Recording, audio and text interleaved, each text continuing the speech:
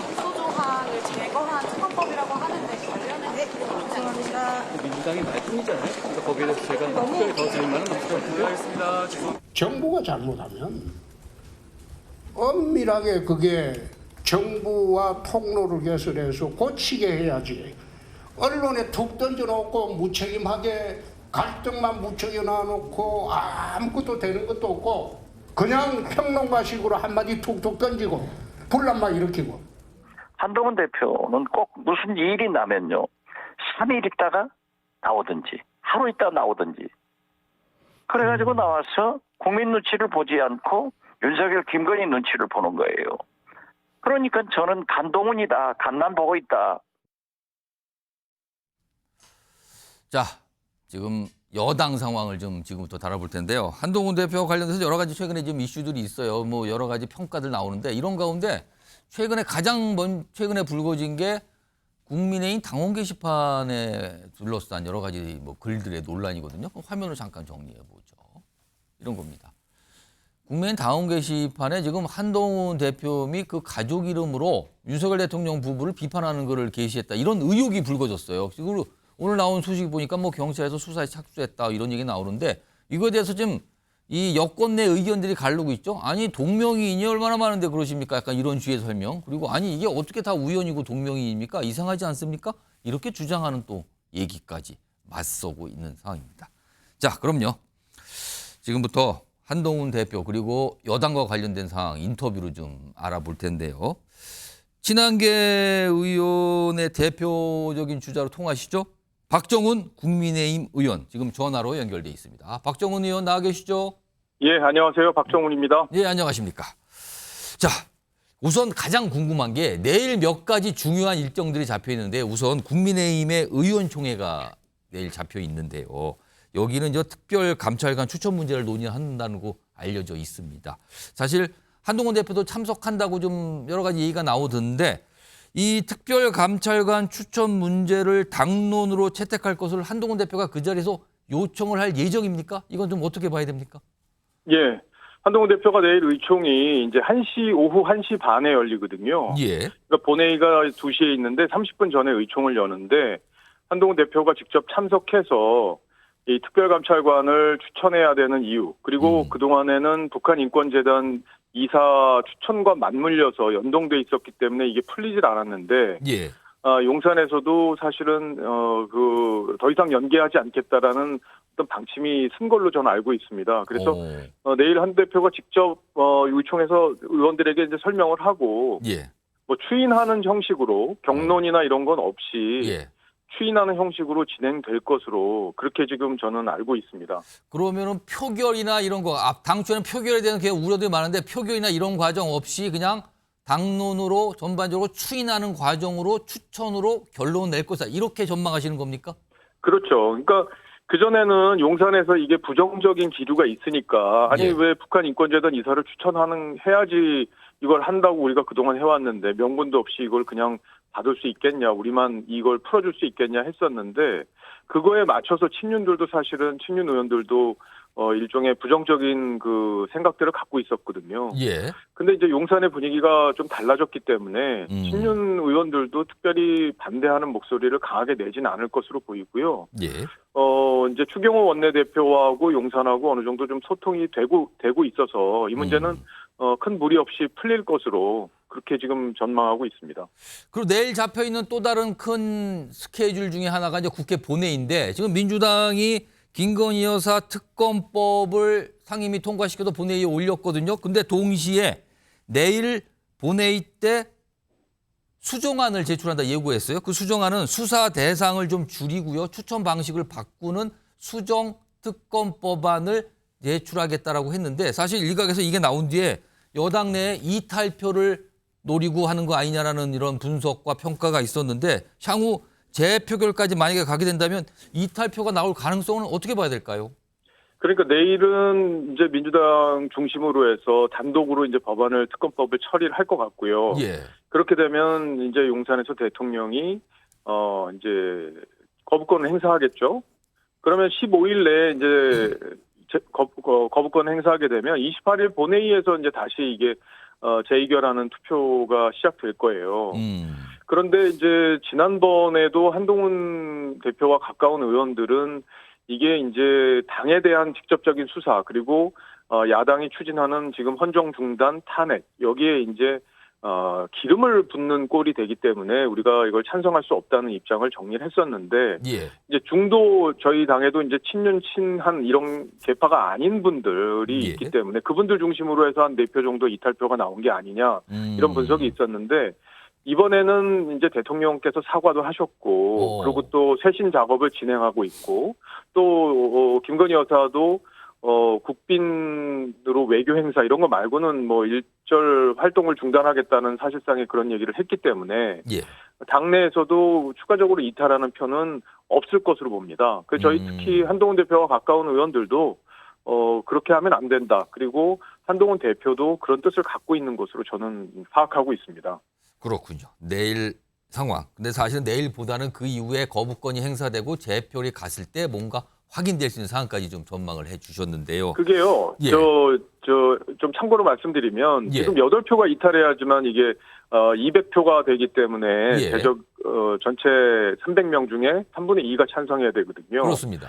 그런데 지금 현재 뭐 개혁신당의 이준석, 천하람 이 두 사람도 반대표를 던질 것으로 보입니다. 오. 지금 현재 이준석 의원이 명태균 씨하고 여러 가지 연루된 의혹들이 나오고 있잖아요. 예.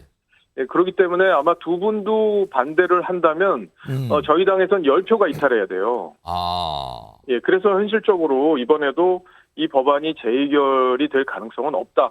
지금 저는 그렇게 보고 있고요. 그렇게 보셔도 큰 무리는 없을 것 같습니다. 알겠습니다. 자, 그럼 지금부터는 한동훈 대표와 관련된 질문 좀 드려보겠습니다. 얼마 전에 홍준표 대구시장, 그동안 사실 한동훈 대표에서 비판적 입장을 그냥 줄곧 보여왔는데 어제입니다. 한 달 전에 윤석열 대통령에게 이런 조언을 했다. 근데 그 조언의 내용이 이렇습니다.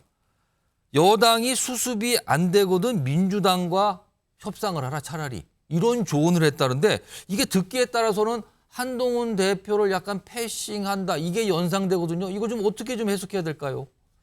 아니 정치를 30년 가까이 하신 분이 그렇게 감없는 말씀을 하시는 게 저는 좀 놀랍기도 하고요. 예. 왜냐하면요. 지금 이재명 대표는 자신의 사법 리스크와 시간 싸움을 하고 있는 거잖아요. 그렇기 때문에 대통령을 어떻게든지 끌어내리겠다는 게 민주당의 지금 구상이고 예. 탄핵을 위해서 지금 탄핵을 하려고 하는데 충분한 명분이 없으니까 지금 특검을 통과시켜서 거기서 여론전을 해서 탄핵을 하겠다 이런 프로세스를 지금 걷고 있는 민주당한테 민주당하고 협의해서 정치해라 그러면 민주당이 그걸 응하겠습니까? 상식적으로 봐도 말도 안 되는 얘기를 예.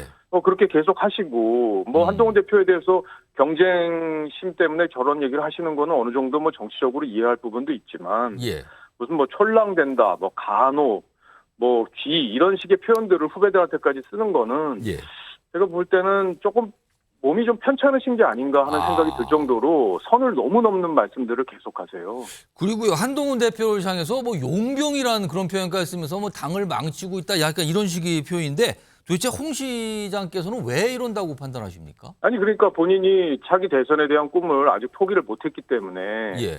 그렇게 하시는지 모르겠지만 지금 압도적인 당원들의 지지 그리고 국민들의 지지를 받고 당대표가 돼서 당을 어쨌든 혁신하기 위해서 지금 몸부림을 치고 있잖아요.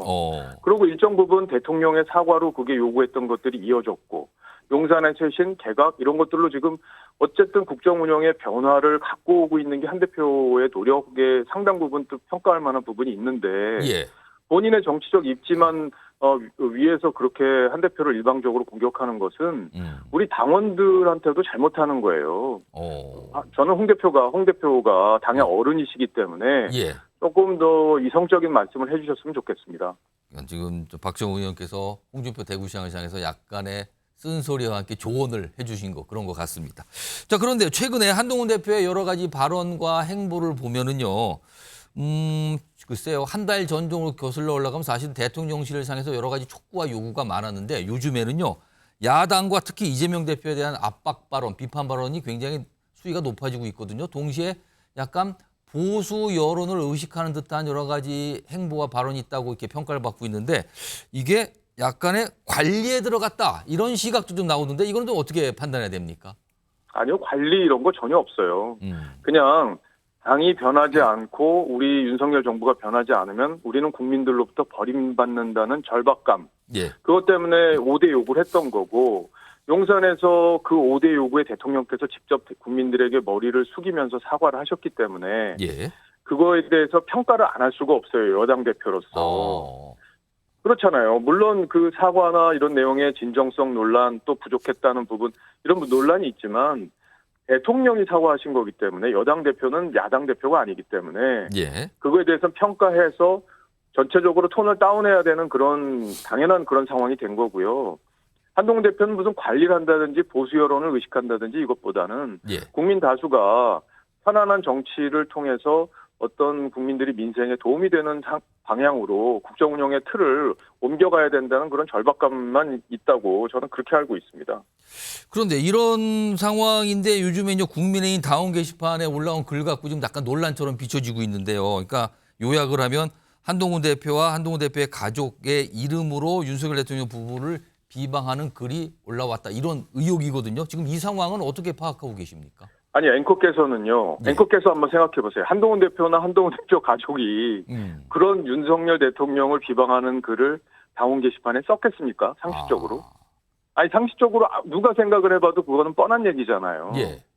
그걸 한동훈 대표에 대한 그 악의적인 마음이 있는 사람이 아닌 다음에는 예. 상식적으로 볼 때 야, 당대표가 대통령을 향해서 그런 글을 썼겠어? 이게 상식적인 생각이잖아요. 그래서 예. 당에서 다 조사했는데 전혀 관계없는 얘기였어요. 오. 그래서 이게 관계없다는 게 드러났는데도 계속 비방한 유튜버에 대해서는 예. 고발할 예정입니다. 저희 당에서. 아, 이걸 문제 삼고 계속 이걸 얘기하고 다니는 유튜버는 뭔가 좀 조치를 예, 취하겠다. 고발해야죠. 이런 허위 사실을 계속 유포하고 있는 거니까요. 예. 예. 지금 경찰에서는 근데 이게 이제 시민단체가 경찰에 뭐 고발을 했고 경찰에서 들여다보겠다 이런 입장까지 나오는데 이건 조금 글쎄요 논란이 커지는 겁니까? 수습이 될 수 있는 상황입니까? 당에서 다 파악을 했어요 이미. 예. 그 한동훈 대표하고 한동훈 대표 가족하고는 전혀 무관하다. 이런 게 이미 드러났기 때문에요. 예. 그거는 그렇게 유포한 사람들에 대한 수사가 초점이 맞춰질 겁니다. 아, 유포한 인물에 대한 수사 위주로 갈 것이다. 예. 알겠습니다. 요거에 대해서 명확하게 좀 설명을 해 주셨네요. 야당 얘기 좀 질문 좀 하나 해보겠습니다. 이재명 대표에 대한 뭐 선거법 위반 1심 선고 이게 이틀 앞인데 뭐 정치권에서 굉장히 관심 있게 보고 있는데 뭐 앞서서 여러 말씀하셨는데 이거 어떻게 좀 전망하고 계신지 궁금합니다. 저는요 1심 재판부가 선거법 재판이 이제 15일 날 있는데 1심 재판부가 정치적 고려 없이 법리만 놓고 판단해 주시기를 호소드리겠습니다. 이게요.